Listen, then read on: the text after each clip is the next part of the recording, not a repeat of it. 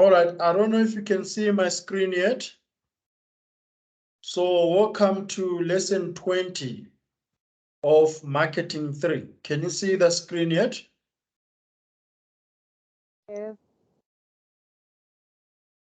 All right, so we just spoke about the nature of motives. We talked about the arousal of needs. We spoke about the classification of motives. We spoke about Maslow and Maguire. Now we are going to look at psychographics. And we need to discuss the relationship between psychographics and lifestyle.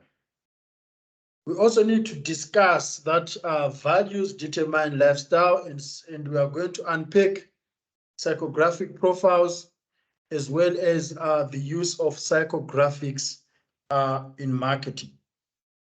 So these are the key terms that you are going to be covering throughout this session. As you see on the screen, are there any terms or concepts that you feel they are so new to you?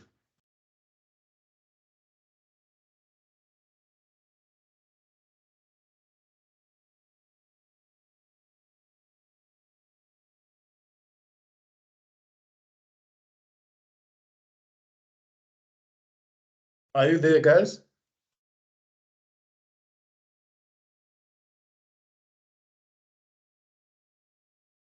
So we've got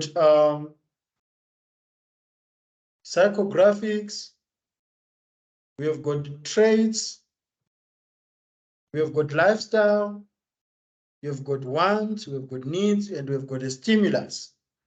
So these are the terms that you are going to be unpacking as the lesson progresses. So Amandla, does your lifestyle affect the way you consume products?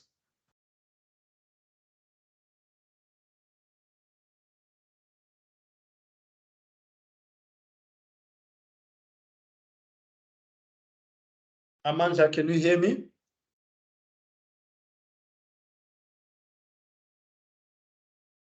Okay, I think there might be some connections problems due to load shedding. So lifestyle, as we are going to be unpacking in the next slides, does affect the way consumers interact with brands and use products. And there's also a significance of consumer lifestyle in marketing. Psychographics in marketing focus on understanding the consumer emotions and values in order to market more effectively to consumers. Psychographics focuses on consumers and their activities, opinions, and interests, and aim to understand the cognitive factors that drives the behavior of consumers. So I don't know if we have come across the concept psychographic before, but the term psychographic is often used interchangeably with lifestyle to denote the separation of customers into categories based on differences in choice of consumption, activities, and product usage. There are many psychographic variables that marketers can use to segment customers, but they all share the underlying principle of going beyond superficial characteristics to understand customer motivations for buying and using products. Therefore, this is what you need to understand when it comes to the difference between demographics and psychographics. Demographics allow marketers to describe who buys, whilst psychographics allows marketers to understand why they buy. Values are basic and fundamental beliefs that guide or motivate attitudes or actions, and they help us to determine what is important to us. Values describe the personal qualities we choose to embody to guide our actions, the sort of person we want to be, the manner in which we treat ourselves and others, and our interaction with the world around us. So they provide a general guidelines for conduct. So to see that if it's not part of your value, you try by all means not to associate it to your lifestyle. For example, if you don't believe in gangs or if you don't believe in gangsterism, you try by all means to expose or to show others perceive your lifestyle as someone who do not associate with that. So a person's set of values plays an extremely important role in consumption activities. That is, people buy many products and services because they believe that these will help them to attain a value-related goal. So we spoke about culture, we spoke about values, we spoke about beliefs, about norms, about traditions, and subcultures. All these, they determine your lifestyle. Then psychographic profiles. Psychographic profiles are created through surveys where respondents answer an extensive battery of psychographic statements. Their answers are then grouped and scored, giving every single respondent a different score and a position on the social map, depending on their answer. The scores are analyzed statistically and value groups, broad groups of customers with similar values and attitudes and motivations are identified.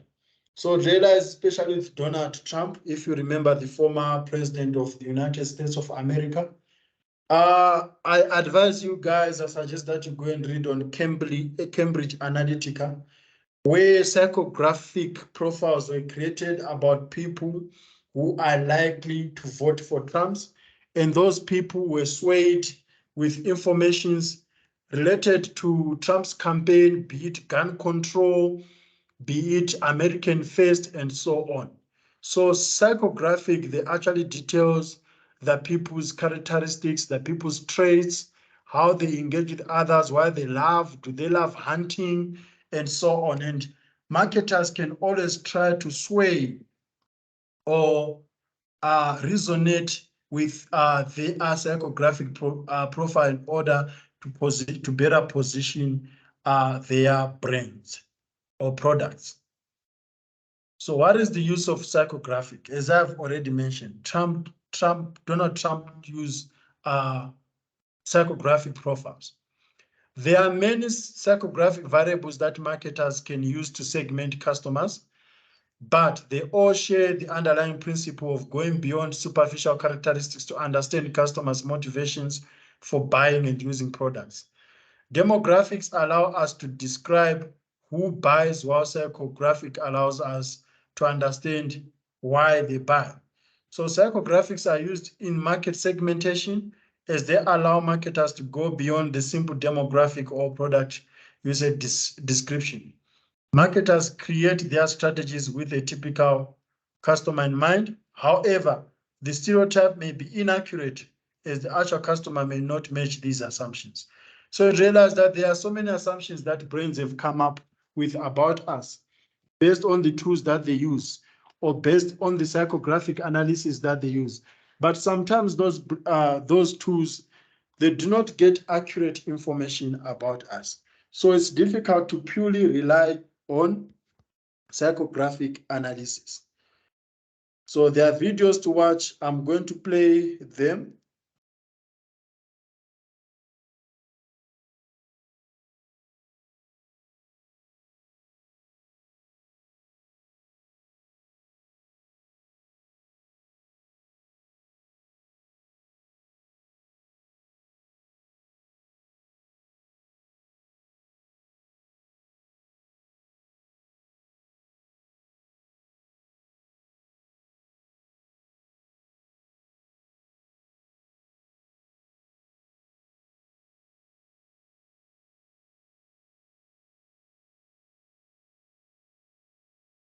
Can you see my screen, guys? And wellness, physicians would use it with patients. Get your biometric screening. Take your medicine as prescribed. See a primary care physician. Sure, you could throw in some incentives like premium differentials, product samples, and discounts, but the message rarely changed. And neither did engagement. Turns out, people are different. They think differently, they act differently, and they respond differently. Who knew? Okay, that's a rhetorical question. The real question is, what can we do about it? C2B Solutions has the answer. Psychographics. Psychographics deal with people's attitudes, values, personalities, and lifestyles. Psychographic segmentation identifies the different ways that different people are motivated. By answering 12 simple questions, people can be classified into 5 distinct categories. When you do that, you can target your message in a way that hits home for them. Think about it. The take charge gal who runs marathons for fun and never gets sick won't respond the same way as the laid back colleague who's really good at following orders. And it goes further. One person may be motivated by a sense of duty to family, another by a need to control their health. So what are the 5 categories? Self-achievers. They are goal-oriented and are the most proactive when it comes to their wellness. They stay on top of their health with regular checkups, screenings, and research. Balance seekers are also proactive, but they like to weigh all their options before making decisions. Their physician is a useful resource, but not their only resource. Priority jugglers take care of their families and others first, but are often reactive when it comes to their own healthcare. They may not take time to invest in their own well-being. Direction takers look to their physician and healthcare professionals for guidance, but may not always adhere to medical advice if it doesn't fit with their daily routine. Willful endurers are the least engaged in their health and resistant to changing unhealthy habits. They live for the moment and only see a doctor when absolutely necessary. C2B Solutions knows the most effective way to reach each segment, right down to keywords and phrases that are more likely to trigger a response. Our psychographic model has been shown to lower costs. Disease management, medication compliance, and primary care utilization are just 3 of the clinically proven paths to better health outcomes and fewer hospital readmissions. The only obstacle is effective engagement. That's a matter of motivation. And that's what psychographics is all about. Contact C2B Solutions to discuss how psychographic segmentation can help your organization achieve its healthcare goals.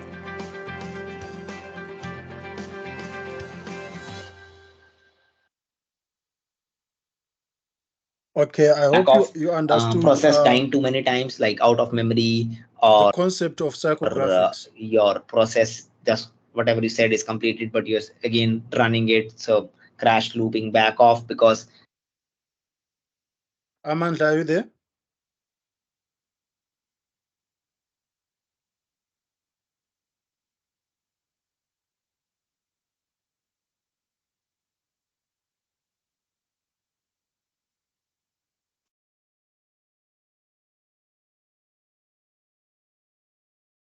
Chinsalo, can you hear me? Yes, I can. Okay, did you guys get something out of that video about psychographic segmentation? Yes. Okay, now I'm going to play you a video about the science of motivation. So what motivates you to engage with a brand, or what motivates you to love or buy a certain product?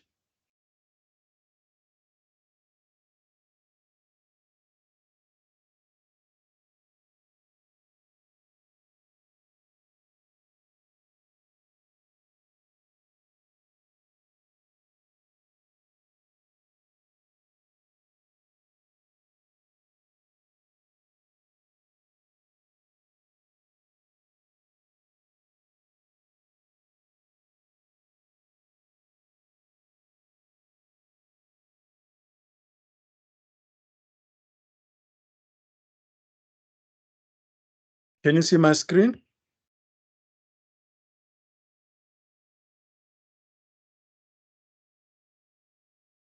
All right.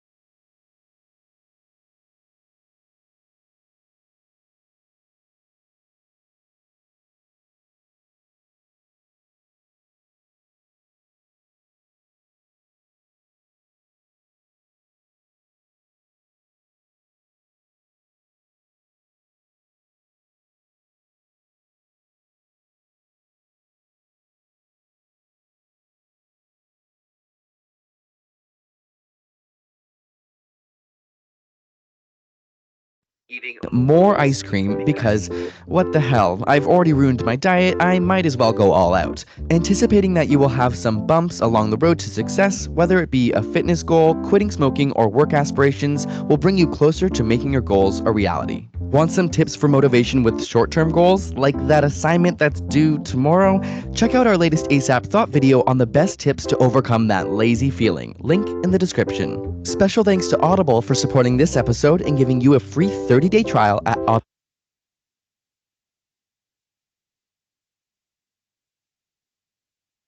All right, Amandla, can you hear me now?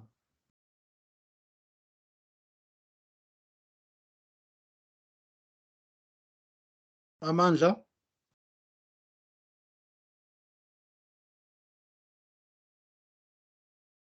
I see you're unmuting your mic, but I can't hear you. I just hope you can hear me. Oh, okay. You've just confirmed on WhatsApp. All right. So as you have seen on that video about motivation, brands always try their best in order to increase sales or to improve their CRM, their customer relationship management. They always try to get customers motivated. You'd realize, for example, with Clicks or any other retailers like Pick and Pay, they've got the Smart Shopper card, you've got the Clicks Club card, where they give you some promotions or where they give you a list of the things that are on specials so that you get motivated as a customer to engage more or to get more consumption on that brand, to get more products and consume them.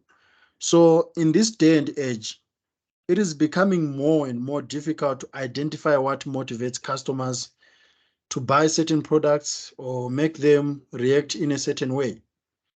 Motives inspire everything we do and all decisions we make.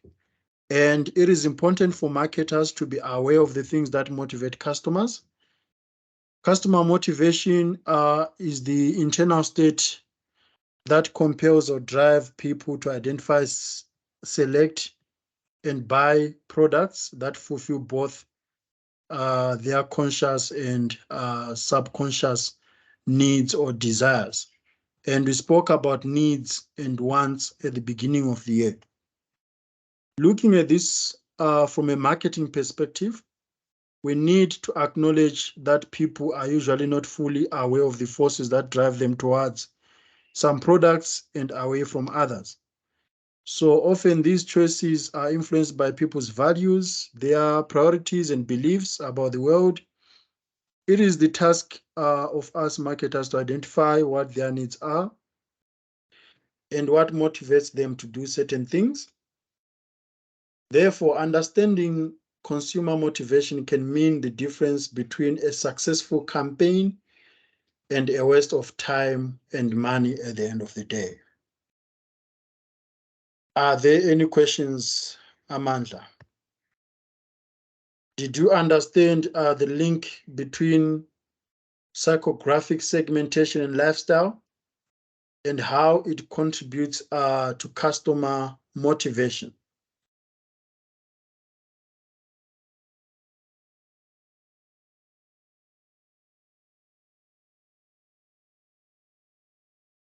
Okay, thank you. So now I'm using two devices at the same time because you cannot access the chats on Teams. So at least I can see on WhatsApp. Okay, so in the next lecture, we are going to look at the nature of customer attitudes. So we spoke about customer learning. We spoke about customer motivation. We discussed psychographics and lifestyle.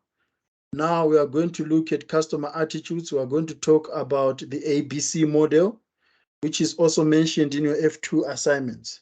So let's have a 10 minutes break. Then we will do lesson 21 and 22. So it will be a combined lesson. Okay.